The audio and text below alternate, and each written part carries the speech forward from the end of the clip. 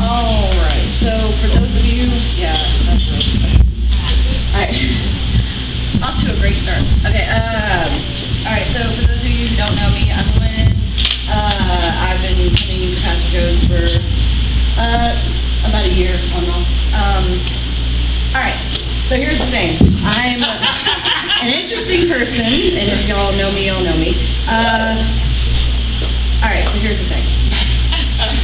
A long time ago, I went to a party, and there was this guy there, and he had a Polish accent, and everybody called him Poland. I don't know if I ever told you the story, but she's Polish, by the way. Okay, so I asked him, what's the most common misconception you have about your country?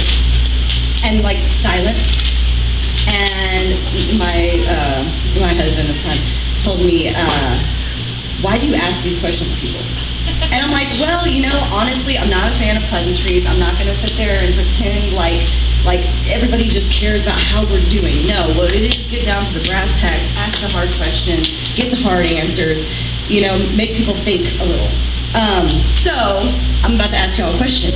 Y'all ready? Don't get too scared. And I'm sure y'all been to church where it's always like, well, I'm going to ask you a question. Do you know where you're going when you die? It's that scary question of like, well, But no, actually, I have a question that's even more intense. That's even more important. That actually does, if you don't know the answer to this question, then it may affect where you're going when you die.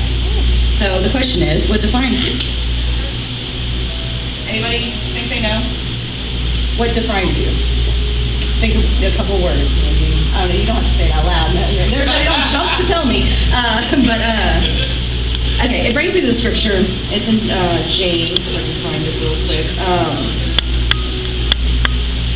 Where I have my little thingy out. It's right here. Okay. Okay. Yeah, I'm so prepared. Okay, there we go. All right, in James. Okay, there we go. All right. In James 4:3, it says, "You ask and receive not, because you ask amiss, and that you may consume it upon your own lust." Wow. So that's a scary question. You know what I mean? Why do I bring up what defines you, and why do I use this quote or this verse? Because a lot of people, when they ask for something, when they pray, when they have different ambitions and drives, when they go to school. I'm sorry, but this is driving me crazy. You gotta put it more that way because it's about to squeak like that. There you go. But if I turn my head one way, I can't. Okay, there we go. Much better, much better, much better. Can y'all hear it? Is it speaking up? Okay.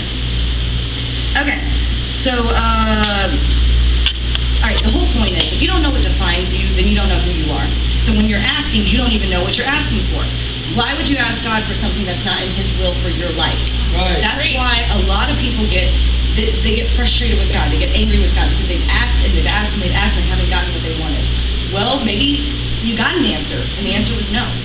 And that's a horrible thing to say. And I know that might scare a lot of people in here, but really, okay, if you don't believe me, okay, think back to the older people in the room. Think back to the one girl or that one guy that you wanted so bad when you were in high school, and then what happened at the reunion.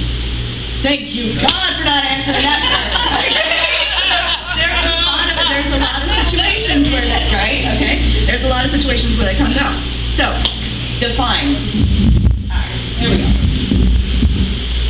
I woke up 3 o'clock in the morning with an acronym in my mind, which is not very common, but basically it was the word define, okay?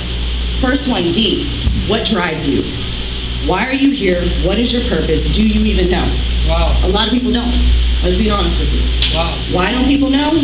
I don't know. Maybe it's because they were born knowing that purpose, and because of their experience that they've had in their life has either driven them towards their purpose or away from it. And more often than not, and sadly, it's away. Every time that you got into a car accident, for example, me, I had a fear of driving. My experience of having getting into a lot of trouble driving made me not want to drive anymore. So that leads into something else. Forgetting your purpose, forgetting your drive, forgetting why you're here in the first place. What we choose to forget. Not just what we forget, what we choose to forget. All the good things. We forget those things sometimes. So what happens if you're one of those people who you had a drive at some point and then life kicked you in the face? and then you forgot who you are and why you're here and where am I and who am I. You need to establish what your identity is. And there's a simple answer for what that is. You are hidden in Christ. You are a child of God. That's your identity. Okay? And once you realize that that really is your identity, that's who you are. I don't care if you don't believe in God, He believes in you. I'm sorry. That's just how it goes, you know? Once you establish what your identity is, and you know that you are a child of God, and you know that you are in Christ, and He consumes you, and He is everything in you, about you, everywhere in this world, it all comes down to what He wants.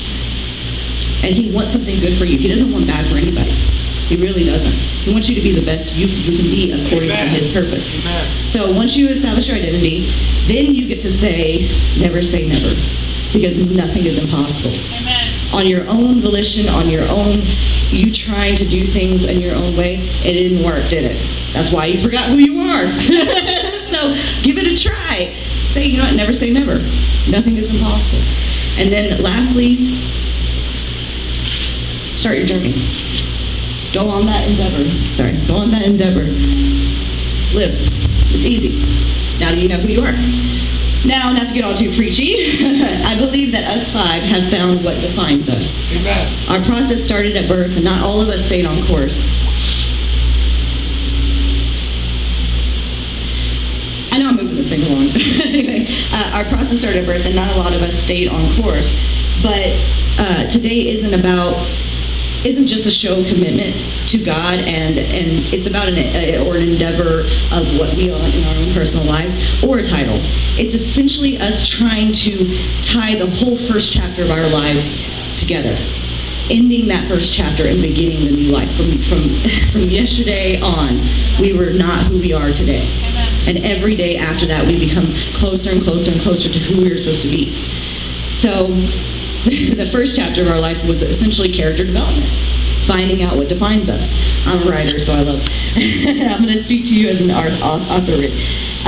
So during the point of character development, we established what our motives are. You know what I mean? We determined, you know, where we're going to go. And now the story gets good. Okay. I'm a writer, and oftentimes the inner dialogue in my head is a narrative trying to make sense of it all. I tend to view things objectively. Whenever I was about 4 years old, and I've told my mom and my grandma about this because this is a really weird experience, I remember the moment I became conscious. I don't know if any of y'all have, but my mom and my grandma were talking to each other, and I was about my daughter's age, very, very small, and I was like, Mom, and she was like busy talking to Grandma, and I'm like, Grandma, she's busy talking to my mom, and all of a sudden, and I came into my body. I know that sounds really strange, but up until that point, everything I ever saw was like a movie, and I thought that everybody's perspective was exactly what I was seeing out of my own eyes. I didn't realize I was a separate entity or an individual, and I am beyond blessed to have had that realization, to remember that realization. It's strange, but in that moment, I realized that I was alive. And unfortunately, what's the first thing that happens when you realize that you're alive? You realize that one day you might die. Well, you are going to die. Most likely, unless we get raptured. Well, you know, we're still hoping for that one. But my whole life became fear-based, and about survival, and about not ruffling the feathers too much in this area, or provoking too much in this area to get me killed, or to drive, because that you could die there. Look at the chances of dying there, you know, everywhere. So my whole life, up until recently, has basically been about self-preservation and survival. And it has caused for nothing but absolute sadness, absolute lost opportunities. I mean, the amount of times, the amount of people I wish I could have said things to, but I was too afraid, you know. But it started to affect every area of my life. It's always a constant battle against my fear-driven mindset and my true identity in Christ. And I set these parameters around myself. It is nothing short of divine intervention that in my hardest moments, God has a tendency of sending the right kind of people in my life.